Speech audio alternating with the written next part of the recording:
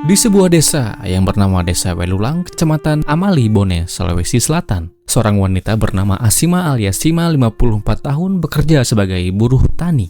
Dalam sehari, Sima bekerja di beberapa titik kebun milik rekan-rekan satu kampungnya. Dia bisa menyayangi gulma di sela-sela tanaman jagung, membersihkan tanaman yang akan disemprot, membuka sabut kelapa, hingga mengerjakan berbagai pekerjaan kebun lainnya yang membutuhkan tenaga super sabar dan super teliti. Meski usianya nggak muda lagi, Sima dikenal rajin bekerja dan hampir setiap hari berangkat ke kebun sejak matahari belum tinggi. Selain dikenal rajin bekerja dan ulet, warga desa menandai Sima dengan sebuah ciri khas yang menempel pada dirinya. Dikatakan bahwa setiap kali Sima berangkat menuju kebun di hari-harinya, sebuah kantong plastik berisi uang jutaan rupiah dan untayan perhiasan melekat di leher, lengan, dan jemari-jemarinya. Entah apakah emas-emas itu real atau mandrit, yang jelas semua harta benda yang Sima miliki murni ia dapatkan dari hasil bekerja sebagai buruh tani, yang ia tabung receh demi receh sehingga terkumpullah uang-uang dan perhiasan-perhiasan itu. Sima bekerja di kebun milik Pak Raping, tetangganya. Pak Raping memiliki sebuah kebun jagung yang dimana Sima datang untuk mencabuti rumput yang tumbuh liar di kebun jagung Pak Raping dengan upah Rp50.000 per hari. Selain itu, Sima juga bekerja di kebun kelapa milik Pak Yustang sebagai pengupas kulit kelapa dengan upah yang hampir sama dengan upah yang ia dapatkan di kebun sebelah. Hubungan Sima dengan kedua pemilik kebun itu dikatakan baik-baik saja. Pokoknya selama Sima bekerja dengan baik, maka para pemilik lahan akan terus menggunakan tenaga wanita 54 tahun itu. Sore itu, sekitar pukul 15, Pak Yustang datang ke kebunnya seperti biasa. Tidak ada yang aneh di benaknya, hari itu sama seperti hari-hari sebelumnya. Ya, dia cuma mau memeriksa pekerjaan yang telah berjalan sejak pagi. Kebetulan di hari itu, Sima lah yang ditugaskan sebagai pengupas panenan kulit kelapa. Namun begitu ia menuruni anak tangga menuju kolong rumah kebunnya, tiba-tiba ia kaku dan membeku. Di sana, di lantai tanah yang biasa jadi tempat kerja Sima setiap hari tergeletak tubuh seorang wanita dalam posisi tertelungkup. Noda merah ada di mana-mana. Di sore yang biasa kala itu, Pak Yustang baru saja menemukan tubuh Sima tergeletak tak bernyawa dengan luka yang ada di bagian tubuh atasnya. Lengkingan panik Pak Yustang membelah kesunyian kebun di sore itu. Tangannya gemetar, kakinya nggak sanggup melangkah lebih dekat. Teriakan yang keras itu sontak membuat kaget seorang lain, yang di sore itu juga ada di kebun milik Pak Yustang namanya Marwah. Sungguh demi apapun pemandangan ngeri itu telah membuat keduanya diam terkaku. Seolah tak percaya apa yang baru saja dialami oleh Sima. Beberapa jam lalu, Sima masih sehat. Bahkan dia sempat makan siang di rumah kebun bersama dengan Marwah. Keduanya kemudian berbencar. Pak Yustang pergi mencari bantuan dan menyampaikan temuan itu dari saudaranya yang bernama Suja, dan juga melaporkan temuan itu kepada Babinsa. Sementara Marwah yang panik dan bersedih, segera tanpa ia hiraukan rintangan di jalan perkebunan, dia pacu sepeda motornya dan pergi ke kampungnya untuk mengabari keluarganya dan orang kampung bahwa Sima ditemukan tak bernyawa di kebun milik Pak Yustang. Tidak butuh waktu yang lama, kabar itu menyebar ke seluruh kampung. Warga yang mendengar berita itu segera berdatangan menuju kebun milik Pak Yustang. Di sana, benar, mereka menemukan Sima masih tergeletak di tempat yang sama dengan luka yang cukup parah yang membuat banyak orang sulit menahan rasa syok mereka. Di tengah keramaian itu, sebuah pertanyaan lalu muncul, yaitu tentang siapa orang yang terakhir kali bersama dengan Sima sebelum ia ditemukan. Jawabannya mengarah pada satu nama. Jadi, begini.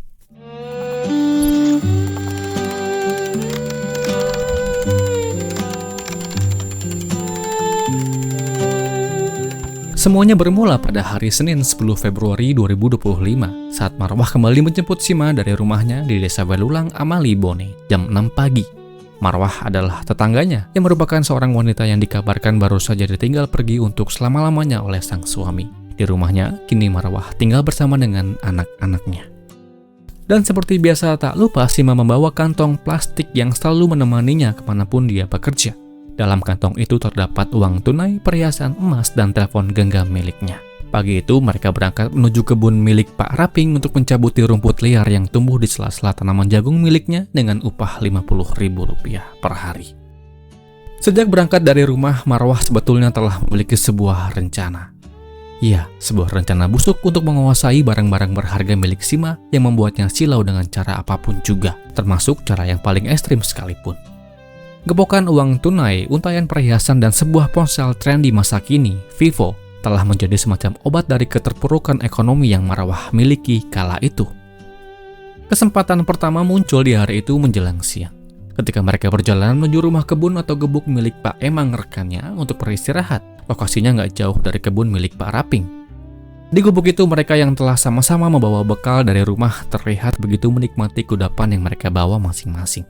Di dekat lokasi tempat mereka ngaso, terdapat sebuah sungai kecil dengan kedalaman sekitar 3 meter. Saat melihat Sima berjalan di depannya, Marwah kala itu berniat mendorong tubuh wanita itu ke dalam dasar sungai. Namun tepat ketika ia bersiap melakukannya, Pak Raping tiba-tiba muncul dan menghampiri mereka. Kemunculan pemilik kebun itu tentu membuat Marwah terkejut. Rencananya gagal sebelum sempat dijalankan.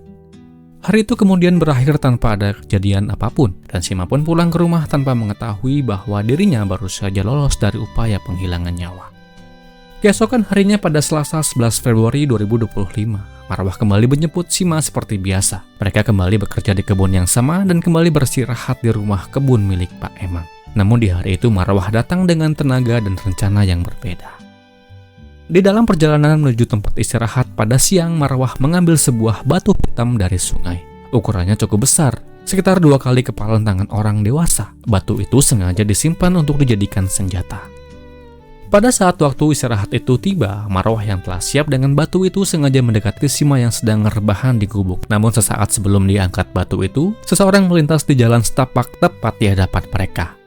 Orang itu sempat menyapa dan batallah kembali usaha Marwah di siang itu. Sekali lagi, kesempatan itu kemudian sirna. Dan untuk kedua kalinya, Sima berhasil lolos dari maut tanpa pernah menyadari bahwa nyawanya sedang diincar oleh saudaranya sendiri. Ya, dikatakan bahwa Marwah masih punya hubungan saudara dengan Sima, namun saudara jauh. Dan lalu tibalah hari Rabu 12 Februari 2025 dengan tekad dan rencana yang masih sama, Marwah kembali mendatangi rumah Sima menggunakan sepeda motornya.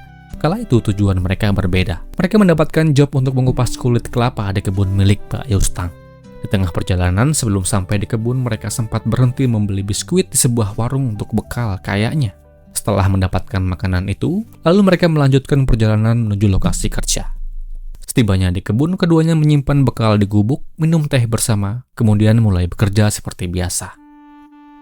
Seperti biasa, menjelang siang mereka beristirahat untuk makan siang. Semuanya kelihatan biasa saja, tak ada pertengkaran, tak ada ancaman, dan tak ada tanda-tanda bahwa nanti akan terjadi sebuah penghilangan nyawa.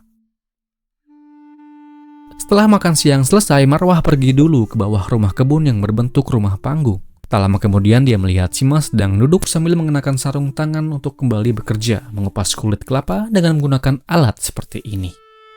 Dan saat itulah Marwah memutuskan untuk melakukan aksi busuknya. Dengan mengendap, dia mengambil alat pembuka sabut kelapa milik Sima yang berada di dekatnya. Dan dengan alat itu, Marwah lalu arahkan dengan keras ke kepala Sima 1 kali. Menerima serangan itu, Sima spontan memegang bagian kepalanya yang terkena arahan benda tajam itu. Alih-alih merasa kasihan, Marwah malah kembali melakukan serangan yang kedua hingga membuat Sima terjatuh ke tanah. Dalam kondisi yang tak berdaya, Sima kembali mendapatkan serangan yang kala itu menyasar bagian lehernya. Dan atas perlakuan itu, Asima alias Sima kemudian dipanggil Tuhan yang Maha Kuasa. Saya ucapkan duka yang mendalam. Setelah memastikan Sima tak lagi berdaya, Marwah sempat mencuci alat itu, lalu mengambil kantong plastik milik Sima. Di dalamnya terdapat uang tunai 7 juta rupiah, beberapa perhiasan emas, dan sebuah telepon genggam. Semua barang itu lalu dipindahkan ke dalam tas miliknya, sementara kantong plastik milik korban dibakar agar tidak meninggalkan jejak.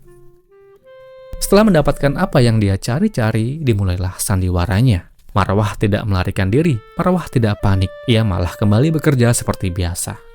Dia kemudian naik ke bukit belakang rumah kebun dan melanjutkan pekerjaannya membuka sabut kelapa, seolah tak ada apapun yang baru saja terjadi.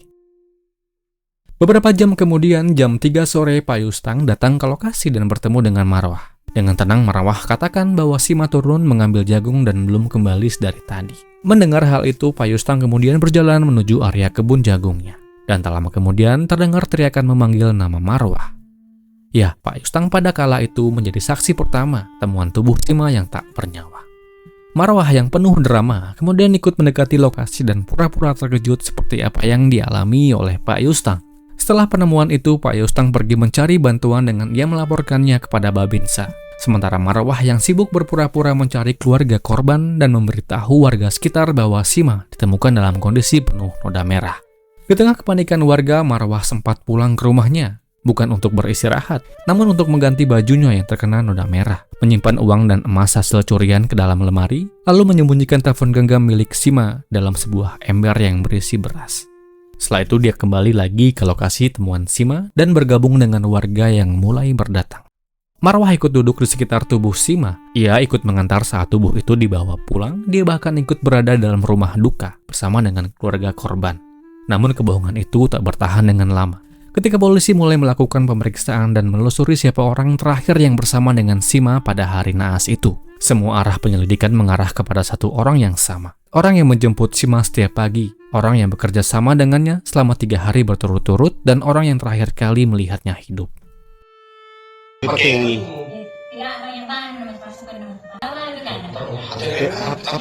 HP na. Parana.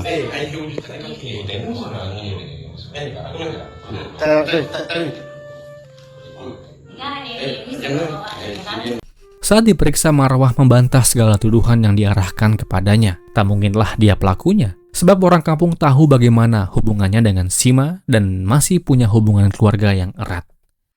Namun semuanya terpatahkan ketika polisi menggeledah satu persatu barang yang telah dia begal dari Sima. Awalnya handphone dalam ember yang berisi beras. Marwah kala itu masih bisa membantah. Uang tunai dan perhiasan juga Marwah bisa menyangkal. Namun ketika petugas menemukan bekas noda merah di baju yang tadi siang dia pakai, seketika bungkamlah Marwah. Tak ada jalan lain kecuali mengakui segalanya. Marwah lalu diamankan dan dia pun ditetapkan menjadi tersangka. Ia pun terjerat dengan pasal penghilangan nyawa secara berencana. Di dalam persidangan yang kemudian diadakan di Pengadilan Negeri Watampone melalui majelis hakimnya, kemudian menjatuhkan vonis kepada Marwah binti Hala dengan hukuman seumur hidup. Demikianlah kisah ini. Semoga akan terus ada pelajaran yang bisa kita ambil dari kisah ini. Dan kisah ini pun berakhir.